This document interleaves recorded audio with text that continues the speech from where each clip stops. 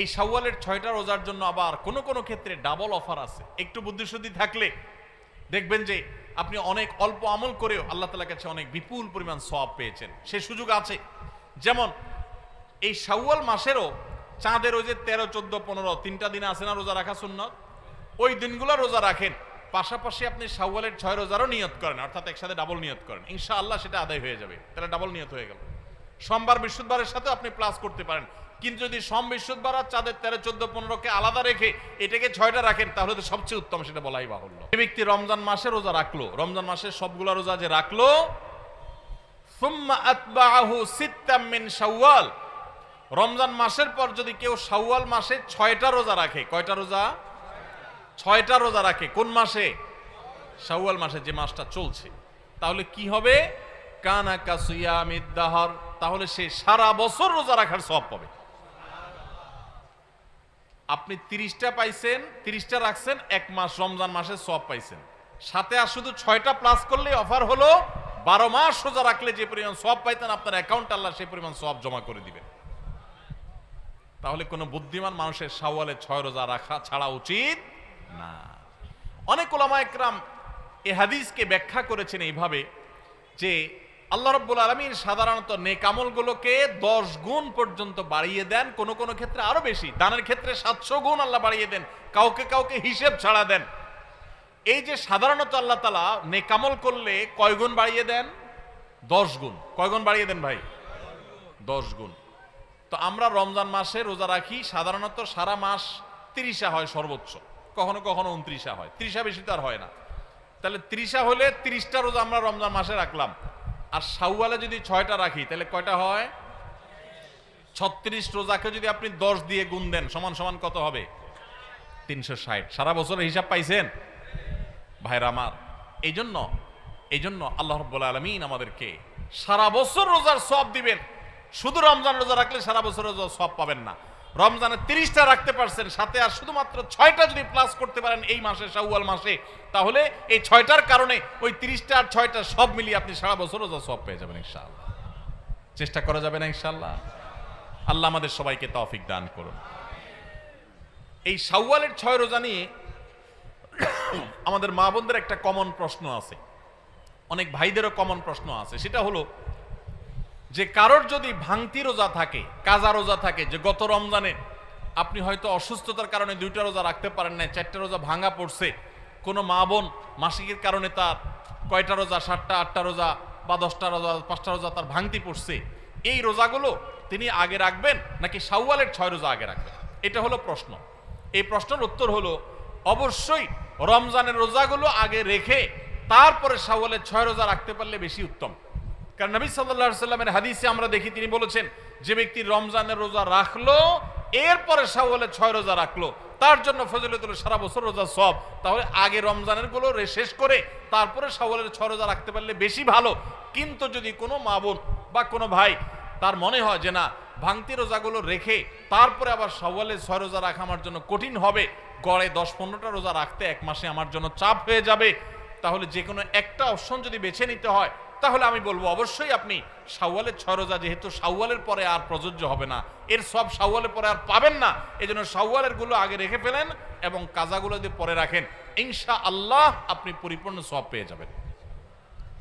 তবে আগে যদি রমজানগুলো শেষ করতে পারেন সেটা বেশি উত্তম, সেটা বলাই বাহুল্য। তাহলে শাওয়ালের 6 রোজা রাখবো তো ইনশাআল্লাহ? আপনার যেদিন সুবিধা হয় সেদিন রাখেন, এক নাগাড়ে রাখা জরুরি না। শাওয়ালের 6 রোজা রাখা এটা নিয়ম হলো সারা মাসের ভিতর রাখলেই হবে, শাওয়াল মাস শেষ আর হবে না, শাওয়ালের ভিতরে 6টা রোজা রাখি শেষ করতে হবে। এই জন্য আপনি ধারাবাহিক টানা রাখতে হবে এমন কোনো কথা নেই। আপনি আজকে একটা রাখেন, আবার 5 দিন গ্যাপ দিয়ে একটা রাখেন, আপনার একটু কাজের চাপ যেদিন কম সেদিন রাখেন, আপনার যেদিন সুবিধা হয় সেদিন রাখেন, বদ্ধের দিন ধরে ধরে ধরে রাখেন, তাহলে আপনি যে কোনোভাবে 6টা রোজা রাখলেই হবে। সবাই চেষ্টা করবো না ইনশাআল্লাহ? আল্লাহ আমাদের সবাইকে আমলের তৌফিক দান করুন। ভাইরা আমার, তাহলে রমজানের আমলের চেষ্টা, রমজানের ইবাদত, রমজানের নামাজ, রমজানের রোজা, রমজানের তিলাওয়াত, রমজানের দান সদকা, এগুলো শুধু রমজানেই সীমাবদ্ধ নাকি রমজানের পরেও করা লাগবে? লাগবে কি লাগবে না? অতএব মসজিদে রমজানের পরে যেতে হবে কি হবে না? সবাই যাবো তো ইনশাআল্লাহ? আল্লাহর ঘরের দিকে যাবো তো ইনশাআল্লাহ? আপনার লাভ, আল্লাহর কোনো ঠেকা নাই ভাই। দেখতে দেখতে জীবনটা শেষ হয়ে যাবে, মালাকুল মউত হাজির হবে, চলে যেতে হবে, আপনি নিজের আমল নিয়ে যাবেন, আপনার কল্যাণ হবে। সবাই করবো তো ইনশাআল্লাহ? আল্লাহ আমাদের সবাইকে আমলের তৌফিক দান করুন। ভাইরা আমার, রমজানে আমরা যে নেক আমল করছি টুকটাক, 30টা রোজা রাখছেন বেশিরভাগ মানুষ মাশাআল্লাহ, তারাবির নামাজ পড়ছেন, কোরআনে কারিম একটু একটু করে যতটুক পারছেন, কেউ 1 খতম, কেউ 2 খতম, যে যদ্দুর পারছেন, কেউ 1 খতম না পারলেও যদ্দুর পারছেন তেলাওয়াত করছেন, আলহামদুলিল্লাহ। অনেকে দান সাদাকা করছেন, সবে কদর ইবাদতের জন্য চেষ্টা করছেন। এই যে রমজানে আমলের চেষ্টা আমরা করেছি, এই আমলগুলো আল্লাহর কাছে কবুল হয়েছে কি হয় নাই, এটা বুঝার একটা উপায় আছে, আলামত আছে, নিশ্চিত কোনো উপায় নাই। কারণ আমল কবুল করা না করা কার এখতিয়ার? আল্লাহর এখতিয়ার। শতভাগ পারফেক্টনেস আপনি এনেছেন, আপনার কাছে মনে হচ্ছে, তারপরও কোনো ত্রুটি থাকতে পারে, যেটা কারণে আল্লাহ তাআলা বললেন না আমি তোমার এটা অ্যাকসেপ্ট করলাম না, সে এখতিয়ার আল্লাহর আছে। কিন্তু আমরা যে নেক আমলগুলো করি, এগুলো সম্পর্কে ওলামায়ে কেরাম অনেক সালাফ, ইসলামের ইতিহাসের সোনালী যুগের স্বর্ণ মানবগণ, পূর্বসূরিগণ আমাদের, তাদের উক্তি আছে যে কোন কোন আমলের কবুল হওয়ার ব্যাপারে পূর্বাভাস, আলামত, এটা জানা যায়। আলামত দেখে সুধারণা করা যায়, নিশ্চিত কোনো গ্যারান্টি নেই কবুল হয়েছে কিনা বলার সুযোগ নেই, তবে অনুমান করা যায়, ধারণা করা যায় যে হয়তো আল্লাহ কবুল করেছেন। তাহলে রমজানে আমাদের আমল ইবাদত কবুল হয়েছে কি হয় নাই, সেটা বুঝার যে আলামতটা, সেটা কি বলে দিব আপনাদেরকে? তাহলে একটু মাপে নিলেন যে আপনার আমলটা কবুল হলো কি হলো না, চেষ্টা করলেন, উৎসাহিত হলেন, অনুপ্রাণিত হলেন। বলবো আমি সেটা? ভাইরা আমার, সেটা হলো, সে আলামতটা হলো রমজানে যে আমলগুলো করেছেন, শুধু রমজানের জন্য এটা কথা না, সারা বছরের জন্যই প্রযোজ্য। কোনো আমল করার পর সে আমলটা যদি আপনি ধারাবাহিকভাবে করতে পারেন, কন্টিনিউয়াসলি করতে পারেন, বারবার করতে পারেন, একাধিকবার করতে পারেন, ওইটার ধারা যদি ধরে রাখতে পারেন, তাহলে আপনি আল্লাহর ব্যাপারে সুধারণা করতে পারেন, আল্লাহ আপনার আগেরটা কবুল করেছেন, এই জন্য পরে আবার করার তৌফিক দিয়েছেন। আল্লাহর কাছে আমল এবং ইবাদতের কবুলের একটা ছোট্ট আলামত এটা, যে আল্লাহ তাআলা রমজানে আপনি ফরজ রোজা রেখেছেন, রমজানের পরে শাওয়ালের 6 রোজা রাখার তৌফিক হয়েছে, সোমবার বৃহস্পতিবার রোজা মাঝে মাঝে রাখার তৌফিক হয়, চাঁদের 13, 14, 15 রোজা রাখার তৌফিক হয় মাশাআল্লাহ। তাহলে আপনি সুধারণা করতে পারেন আমার রমজান রোজা আল্লাহ কবুল করেছেন, সম্ভবত, নিশ্চিত না, হয়তো আল্লাহ কবুল করেছেন, সেজন্য আমাকে ওইটা আবার নতুন করে করার তৌফিক দিয়েছেন।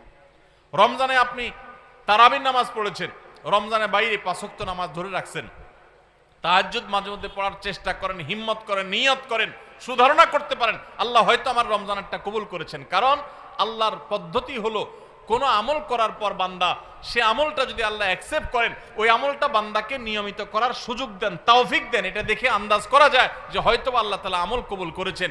আর রমজানের আমল রমজানেই শেষ, একেবারে প্যাক করে ফেলছেন, আর আমলের ধারে কাছে যান নাই, তাহলে লক্ষণ খারাপ। আপনার আমল কবুল হয়েছে কিনা গ্যারান্টি কেউ দিতে পারবে না, হয়তো কবুল হয়ে গেছে, কিন্তু এখানে লক্ষণ খারাপ। আপনার টেনশনের কারণ আছে যে আমি কেন আর আমলগুলো করতে পারছি না, তাহলে কি আমার আমলগুলো আল্লাহ কবুল করেন নাই? ভাইরা আমার, এটাকে আমি একটা উপমার সাথে দিয়ে একটু বোঝানোর চেষ্টা করি। উপমাটা হলো হালখাতা। আপনাদের এলাকায় হালখাতা আসেনি? এখন আগের মতো এত ব্যাপক হালখাতা সিস্টেম নাই। আমরা আমাদের শৈশবে দেখছি প্রত্যেক দোকানে দোকানে হালখাতা আছিল। তো হালখাতার সিস্টেম হলো যে বছরে একদিন হালখাতা হয়, সাধারণত পয়লা বৈশাখে হালখাতা হতো। এখন হালখাতা না, এখন পান্তা ইলিশ। হালখাতার জায়গা দখল করে ফেলছে কিসে? পান্তা ইলিশে। হালখাতা ছিল গ্রাম বাংলার ঐতিহ্য, সেটা চলে যায় ওই জায়গায় ঢুকছে কি? পান্তা ইলিশ। যাই হোক, তো হালখাতার সিস্টেম হলো সারা বছর যা বাকি খাইছেন এই সব টাকা হালখাতার দিন পরিশোধ করে একদম আপনার হিসাব ক্লিন করবেন, পরিষ্কার হয়ে যাবে, কোনো দেনা বাকি থাকবে না। তাহলে এবার আপনাকে দোকানদার একটু মিষ্টি মুষ্টি খাওয়ায়, জিলাপি টিলাপি খাওয়ায়, আর নতুন করে ওই দিনই যদি আবার বাকি চান, যত টাকা চান আপনাকে বাকি দিবে। এই না হালখাতার সিস্টেম? আর যদি আগের টাকা বাকি না দেন, এই আগের টাকা পরিশোধ না করেন, কিছু দিয়া আর বলেন যে ঠিক আছে বাকিটা দিব, এখন আবার নতুন করে বাকি দেন, তো হালখাতার শরীয়তে, হালখাতার নিয়মে ওইটা কিন্তু গ্রহণ হবে না। ঠিক না? ঠিক। ঠিক একইভাবে আল্লাহ রাব্বুল আলামিন বান্দাকে কোনো আমল করার তৌফিক দেওয়ার পর যদি সে আমলটা আবারও করার তৌফিক দেন তাহলে বুঝতে হবে আগেরটা আল্লাহ তাআলা অ্যাকসেপ্ট করছেন, কবুল করছেন। সুধারণা করা যায় আল্লাহ হয়তোবা তাকে নতুন করে আমল